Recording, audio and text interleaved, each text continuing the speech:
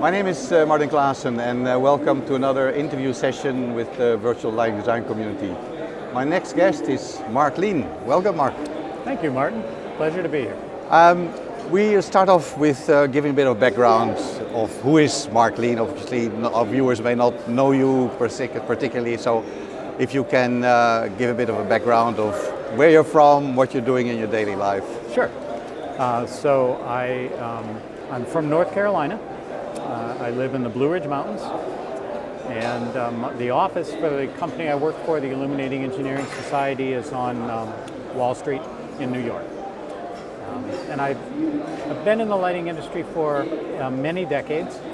I started doing lighting design. I did that for about 20 years. And then after that, I started educating.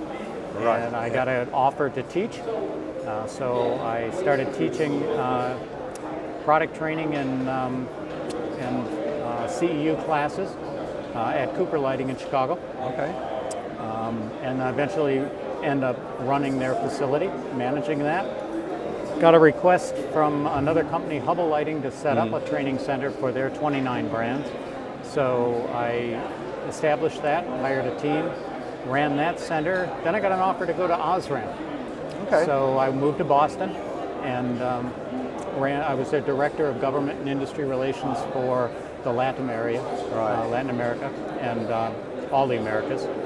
And then I went to the IES and worked for the Illuminating Engineering Society for 8 years. And then I started my own company. Okay. So I now have my own company, and I work regularly with the IES still as a consultant to them on the industry. Okay, thanks. Now, you're here because you're delivering a talk at Light Talks tomorrow. And I'm really keen to ask you this question because I know you'll be talking about AI and virtual reality and blockchain and all that. Things that are somewhere in the future, but it would be nice to hear. But they're here now. I know it's here now, but for many people it looks like it's in the future, right? I know. So, but then again, we're in a town that looks like it's in the future. That's true. Dubai.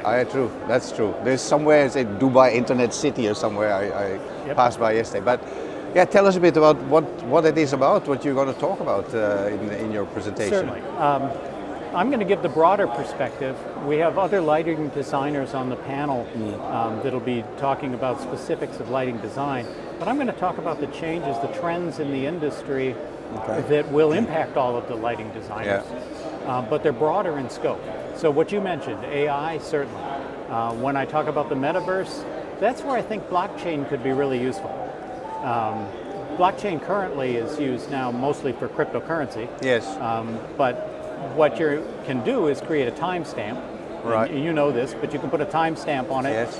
And it's decentralized onto a number of machines. And as a result, it can't be modified later. So there's no revisionist history with blockchain. That could provide, as a foundation for the metaverse, trust. Right. And initially, they'll need that. So I think that's a growth opportunity for blockchain, and one that I'm looking forward to. Do you think we could create smart contracts?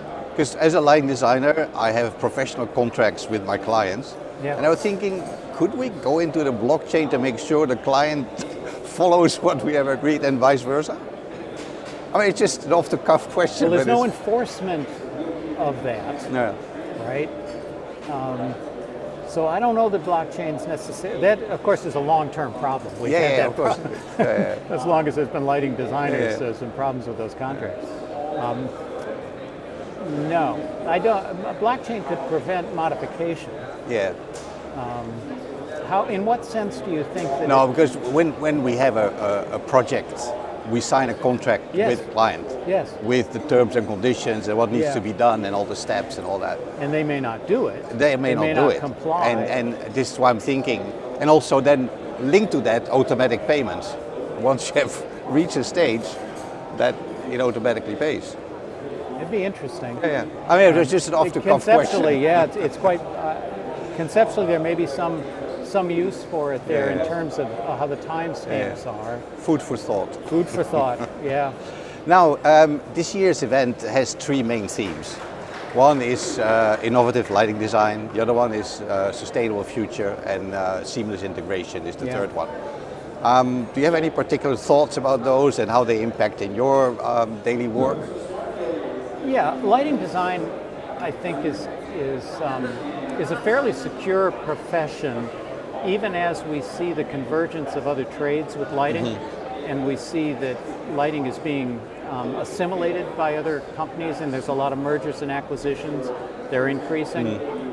The traditional lighting companies that shifted to LEDs, many of them don't have any innovations in their pipeline. No. True. But other companies like Samsung, for example, or Verizon, or Google, or Apple, they have vested interests in making all of the disparate devices in our homes and businesses work together. Right. Innovation is survival in a way, right? It is, and if there's nothing in the pipeline, you don't survive. Yes. Steve Jobs talked about this at length when he was referring to how HP failed. He said companies tend to start out rewarding the engineers and the researchers that create their unique product or products. But over time, they shift that focus to the sales team, right, because they're the ones bringing the immediate funds in. Correct, yes. And it all becomes a matter of 1 quarter or 2 quarter, you have to turn a profit. Yes. So that... Still the bottom line. What's that? It's still the bottom line. It's still the bottom line. Yeah. But if you're trying to turn a profit that quickly, the way you do that is with incremental advancements to existing products. Gives you a short-term market edge to sell your product. But it doesn't put things in the pipeline. No, it's true. And so I think they may have run their course. And lighting designers should be relatively secure, because even if they have new companies that they're working with, they're still doing lighting design. Yes. And it's going to be difficult to have AI or some other technology totally usurp what they do for a while. Yes, yeah, right? I would imagine that. Till the singularity. Yeah. Sustainability is an interesting one, because in our industry, I was working at one of these companies that I just mentioned. Yes. And we asked their corporate head of sustainability why they weren't doing more. And they said that the nature of sustainability had changed, and it meant sustainability of the company, not the environment. Ah, okay. Well, that's a major change, yes, right? Yes, yes. So the lighting industry's been very reactive when it comes to sustainability, and we kind of did all the low-hanging fruit, the easy stuff, because there was a return on investment, but then stopped. Right, yes. Well, with product declaration labels occurring that are forcing lighting companies to identify and analyze their supply chain for carbon, okay, it's forcing the lighting industry, if they want that label so that they can be sold on products by force of contract that require that label, they're going to have to identify, even when they change vendors, which happens often, absolutely, the carbon inherent, the embodied carbon inherent in the manufacturing and distribution process, and they don't know that now, very few. Okay. So sustainability, we're getting drawn back in. We're a follower, but we're getting pulled back in. Yeah, it will remain a major point in whatever we do in the lighting industry, for sure. Yeah, it's critical. No doubt. I was with the founder of the USGBC at a conference, and he was speaking, and he said that he did a mock-up of the New York Times showing the doors closing on the USGBC. And he had the date was like 2035 or 37. He said, this is what I want to see. I want to see sustainability so entrenched in our culture that we're not necessary anymore. Yeah. Conceptually, it's an great. automatic, But businesses have a survival nearly a subconscious need, thing like we do. People. So I think the USGBC will adapt and be there probably, but the concept is good, and I would love to see our society get to that point, but we're not even close. Okay. Well, seamless integration is probably a part where your thoughts about AI and all those smart things will somehow meet with lighting. I think lighting eventually will be part of the electrical infrastructure of our buildings. Yeah. And Has to be. it has to be. And displays will be the walls, will be displays. Yeah. And they will not only be capable of providing images and the nightly news report, but they also will be providing the lighting for the room. Imagine this wall as a nature scene, and you control the brightness of whether it's day or night. Yeah. That light. The concepts are there space. already.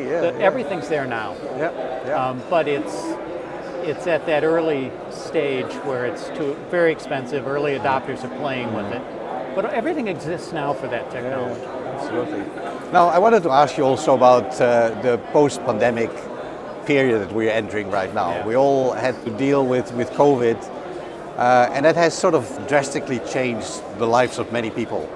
The way they live, but also the way they work. And probably the way we apply our lighting design profession. Yeah. So what are your thoughts about that? How has that moved on? And maybe also being from the US, do you see a difference between the way you do it in that part of the world compared to here locally in the Middle East? Is there anything that you feel may have been different? There's definitely differences in how we approach things.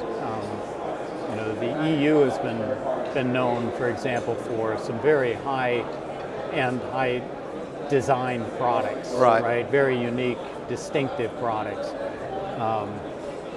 I think the U.S. has some of those, but a lot of commodity as well. So regarding the COVID hitting people financially, it certainly hit companies. I mean, the IES is one-third owner of Lightfair.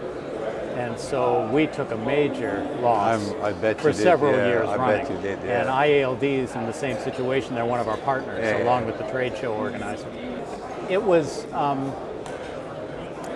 very hard on many companies. Some did well, but it was very difficult for many companies. And the IES and IALD both were hit hard by it because of our association with Lightfair. And Lightfair fortunately picked up in Las Vegas last year, and looking forward to a good one this year. Yes. So hopefully that'll be the case.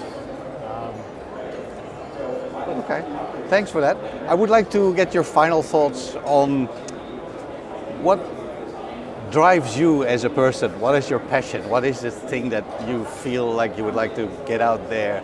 What gets you out of bed every morning when you're busy with lighting? Well, I have lots of interests, but if I focus just on lighting, this is absolutely, having been in this industry for, over 4 decades, probably pushing 5, I can honestly say this is the most exciting time I've ever been in lighting. And I've gone through phases, and I know you have as well, Martin, where traditional lighting got to be very boring before LEDs came. There's always something new coming up. But LEDs came along, and we had to learn a new language, and we had to learn about the electronics, and the whole industry shifted from the sluggish. We had to reschool ourselves. Yeah, we did, and we're going to have to do that again now. Now the LEDs have matured, and that part of the market is slowing down.